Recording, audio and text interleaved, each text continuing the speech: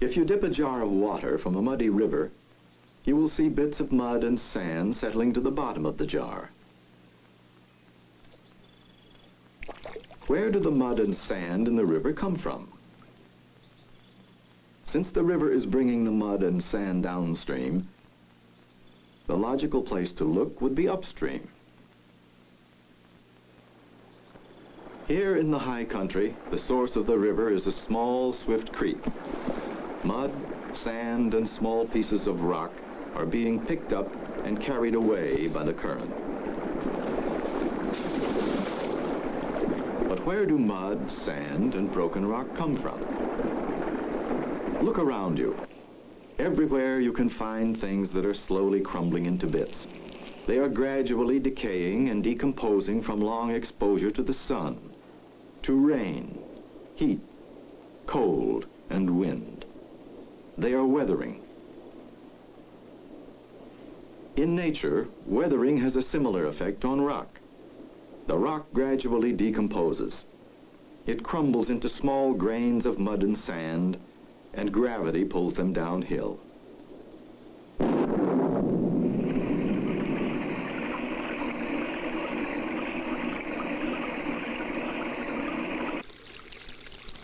Eventually, most of the mud and sand is carried into a stream. When rocks freeze and thaw over and over again, cracks develop. Occasionally, a piece of weathered rock breaks loose and gravity pulls it downhill.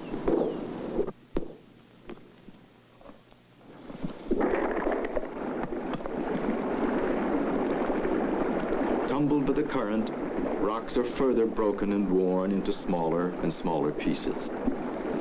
All that finally remains of a weathered rock is mud and sand. These bits of decomposed rock are called sediment. Sediment along the banks of a river may remain in one place for many years, but sooner or later the river picks it up again and carries it downstream. When one river joins another, a larger river is formed, and the combined load of sediment is carried away. Eventually, most sediments reach the relatively calm waters of an ocean. The stream's current doesn't extend very far out into the ocean. What happens to the sediments now that there are no longer any strong currents to move them? It's hard to tell here, since whatever happens takes place under the ocean. It will be easier to find out in a man-made reservoir. A stream has been carrying sediments into this reservoir for about 30 years. If the reservoir is emptied, we can find out what happened to the sediments.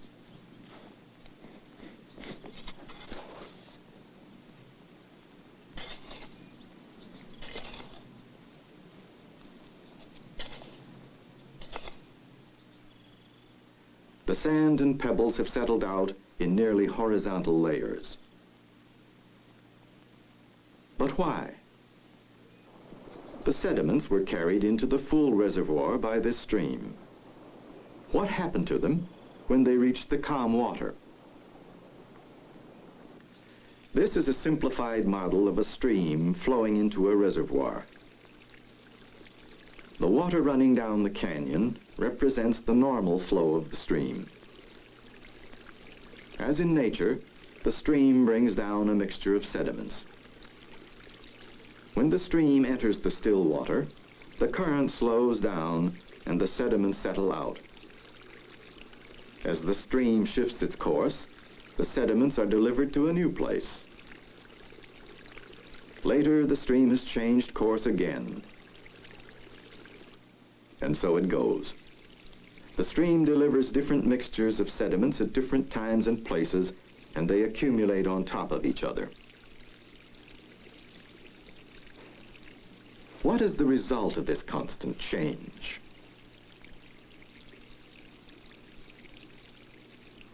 The sediments have been deposited in layers like those in the reservoir. The sediments that are carried into the calm waters of the oceans behave in a similar way. They settle out in layers in the shallow offshore waters. But the sediments don't always stay in place. This is a sand slide in the ocean off the California coast. Sand that may have started its long trip downhill from mountains hundreds of miles inland is still being pulled downhill by gravity.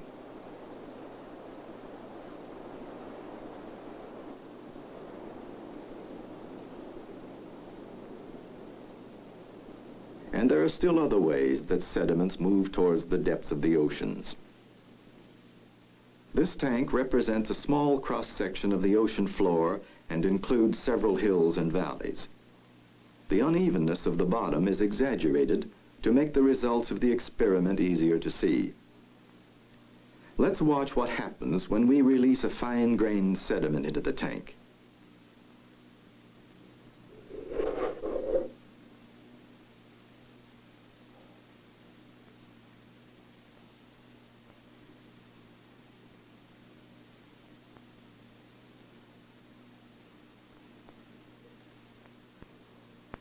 After several hours, the sediment has settled to the bottom and formed a layer.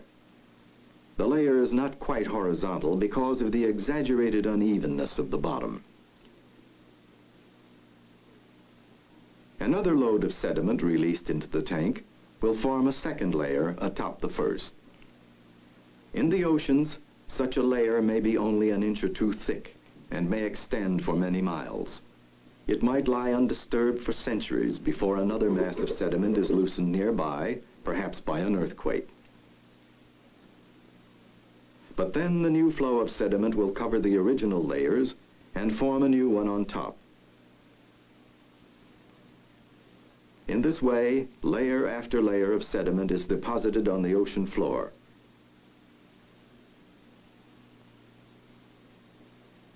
The sediments will first fill in the low places. Once these have been filled in, the layers deposited on top are horizontal, even though the bottom of the tank was not.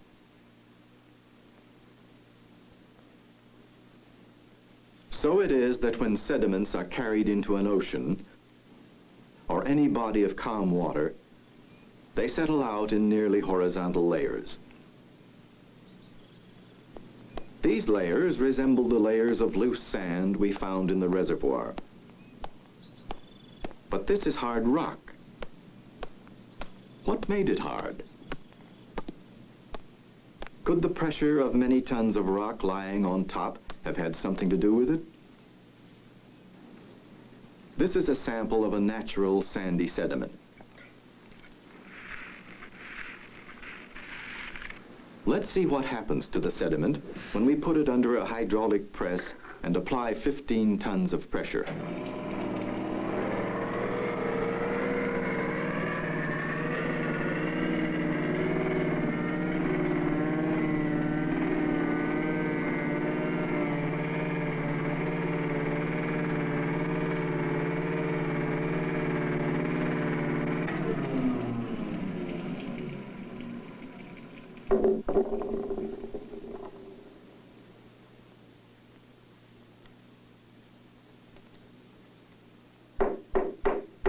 Pressure does help to make hard rocks from loose sediments, but the change is not complete. Something else must be needed to turn sediment into true rock. Let's take a piece of natural sandstone into the lab and examine it. With a diamond saw, a thin slice is cut from the rock.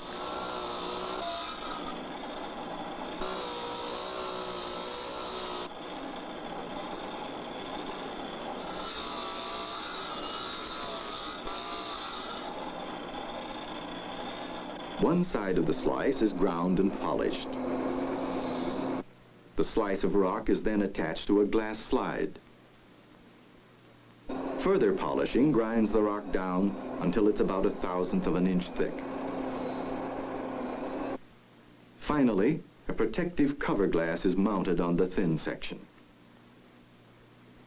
We may then study this thin section under a microscope.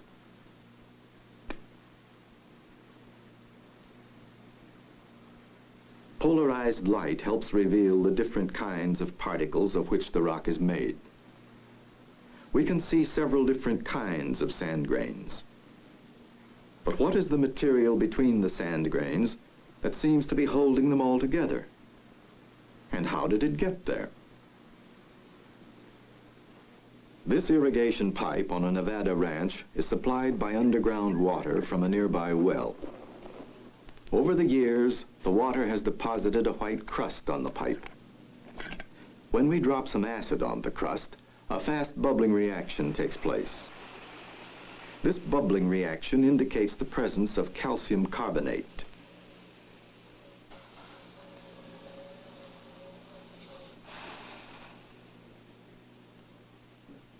This rock is in the hills just above the ranch with the crusted pipe. If acid is dropped on the rock, again a bubbling reaction takes place. There must be calcium carbonate in the rock. Could water have deposited calcium carbonate in the rock, as it did on the pipe? A lab demonstration can help answer this question. We'll use some loose sand and cover it with a chemical solution representing calcium carbonate.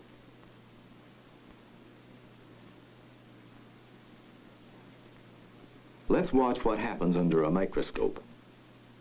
With the time-lapse camera, we can condense an hour into a few seconds.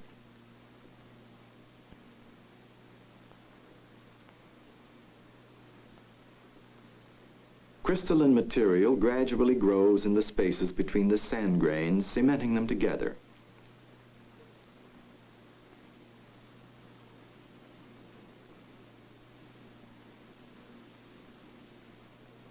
This is similar to the way the grains of sand were cemented together in the hard sandstone. Calcium carbonate cement must have been dissolved in underground water that seeped through loose sediments for many centuries, cementing them into rock. Rocks made from sediments are common, and they are always layered.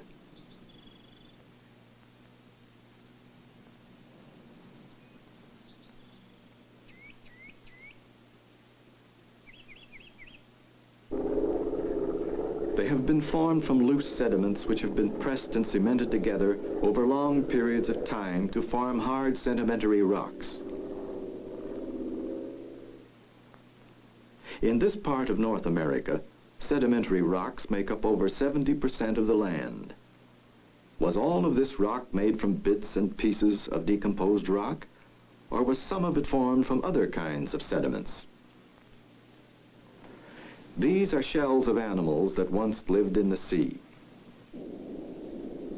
Over periods of thousands or millions of years, as these creatures died, their shells collected on the bottom in layers along with other ocean debris.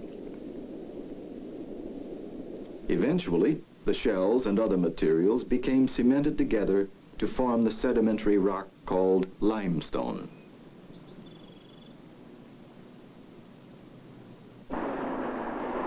This coal mine in West Virginia is deep under the surface of the earth. We don't find any pebbles or seashells in this mine, but sometimes we do find the impression of plant leaves. Normally, leaves and other plant materials that fall into a pond or swamp will settle to the bottom and decay in the stagnant water. But not always. If mud and sand are washed into the swamp, new sedimentary layers will accumulate. When great masses of plant materials are trapped and pressed down by tons and tons of overlying sediments, the plant materials may change into the sedimentary rock called coal. And like other sedimentary rocks, coal is always found in layers. This coal mine is over 1,000 feet under the surface of the earth. Why do we find the impression of a leaf this deep underground? Why do we find seashells high up on a mountainside? And why is rock that was deposited in horizontal layers underwater now tilted high up in the air?